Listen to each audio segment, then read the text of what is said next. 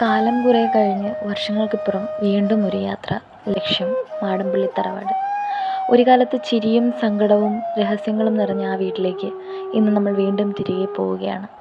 അവിടെ ഇപ്പോൾ ആരൊക്കെ ഉണ്ട്, ജീവിതം എവിടേക്ക് എത്തി എന്നറിയാൻ. ഗംഗയും നകുലിനും ഇപ്പോൾ കൽക്കട്ടയിലാണ് താമസം. പക്ഷേ മാടമ്പള്ളിയുമായി അവരുടെ ബന്ധം ഒരിക്കലും മങ്ങുന്നില്ല. ഇടയ്ക്കിടെ അവർ തിരികെ വരും. തറവാട് നോക്കുന്നത് ഇപ്പോൾ ബാസുരക്കുഞ്ഞമ്മയും ഭർത്താവുമാണ്. അവരുടെ സാന്നിധ്യം ആ വീടിന് ഇന്നും ഒരു ആത്മാവായി തുടരുന്നു. തമ്പിയമ്മാവനും കുടുംബവും ഇന്നും അവിടെ തന്നെയാണ്. മാടമ്പള്ളിയുടെ പടിപ്പുരയിൽ ഇന്നും അവരുടെ ദിനചര്യകൾ തുടർന്നുകൊണ്ടിരിക്കുന്നു. ശ്രീദേവിയും സണ്ണിയും ഇപ്പോൾ കോട്ടയത്താണ്, സണ്ണിയുടെ അമ്മച്ചിയുടെ കൂടെ. പക്ഷേ ഇടയ്ക്കിടെ അവർ മാടമ്പള്ളിയിലേക്കും കൽക്കട്ടയിലേക്കും യാത്ര തുടരും, ബന്ധങ്ങൾ പിണഞ്ഞു നിൽക്കാൻ. നകുലൻ്റെ അമ്മ, അതായത് തമ്പിയമ്മാവൻ്റെയും ബാസുരക്കുഞ്ഞമ്മയുടെയും സഹോദരി സുഭദ്ര, ഇപ്പം നാട്ടിൽ വരാറുണ്ട്. സഹോദരങ്ങളോടൊപ്പം എൻ്റെ വാർദ്ധക്യം സന്തോഷത്തോടെ എൻ്റെ സഹോദരങ്ങളോടൊപ്പം പങ്കുവയ്ക്കാൻ മാടമ്പള്ളിയിലെത്താറുണ്ട്. അല്ലിയും മഹാദേവനും അവരുടെ ജീവിതം ഇപ്പോൾ പുതിയ വഴികളിലൂടെ. മഹാദേവൻ്റെ ട്രാൻസ്ഫറിനൊപ്പമായി അവർ ഇപ്പോൾ പാലക്കാടാണ്. ചന്തുവിൻ്റെ വിവാഹവും കഴിഞ്ഞു. അറേഞ്ച്ഡ് മാരേജ് ആയിരുന്നു. ഭാര്യ മൈഥിലി. ജയശ്രീ, അതായത് ശ്രീദേവിയുടെ അനിയത്തി, സ്നേഹിച്ചവനോടൊപ്പം വിവാഹിതയായി സ്വന്തം ലോകം നിർമ്മിച്ചു കൊണ്ടിരിക്കുന്നു. എല്ലാവരും തങ്ങളുടേതായ ജീവിതങ്ങളിലേക്ക് പിരിഞ്ഞു പോയാലും ഒരിടം, ഒരു പേര്, ഒരൊറ്റ ഓർമ്മ അവരെ വീണ്ടും ഒന്നിപ്പിക്കുന്നു. മാടമ്പള്ളി. കാലം മുന്നോട്ട് പോയി. പുതിയ തലമുറകൾ അവരുടെ കഥകൾ എഴുതി തുടങ്ങി. ശ്രീദേവിക്കൊരു മകൾ, ഗംഗയ്ക്കും നകുലിനും ഒരു മകൻ.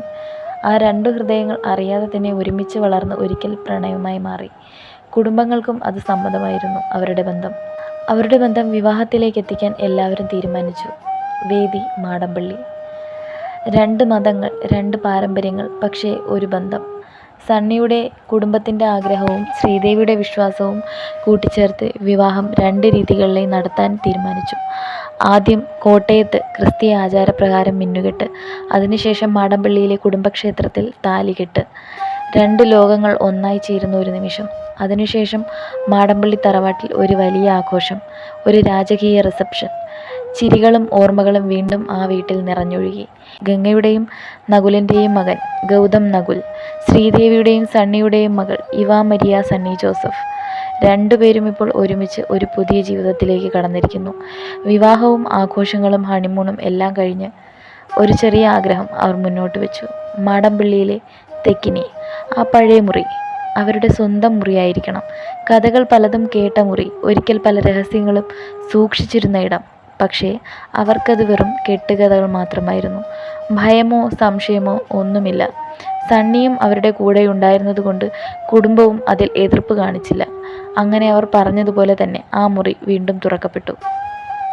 പഴയ ശൈലിയെ സൂക്ഷിച്ചുകൊണ്ട് പുതിയൊരു ഭാവത്തിൽ ഒരു രാജകീയ ബെഡ്റൂമായി വീണ്ടും ജീവൻ കൊണ്ടു. ഇപ്പോൾ ഗൗതവും ഇവയും അവിടെ തന്നെയാണ് താമസം. കാലം മുന്നോട്ട് നീങ്ങി.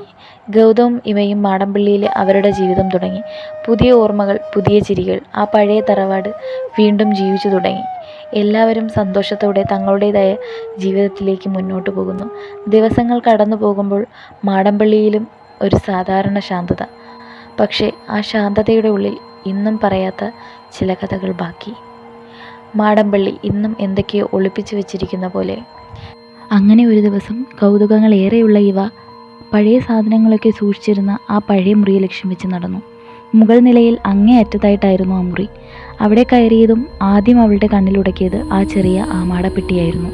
ആകാംക്ഷയോടെ ആമാടപ്പെട്ടി തുറന്ന് അതിലേറെ കൗതുകത്തോടെ അതിലുണ്ടായിരുന്ന മാല ഇവ കൈകളിലെടുത്തു. അടുത്ത നിമിഷം ഇവയുടെ നോട്ടം ചെന്നെത്തിയത് ആ ചുവരിലുള്ള ചിത്രത്തിലേക്കായിരുന്നു. മാല തിരികെ ആമാടപ്പെട്ടിയിൽ വെച്ച് അതുമായി ആ മുറി പൂട്ടി ഇവ ഇറങ്ങി.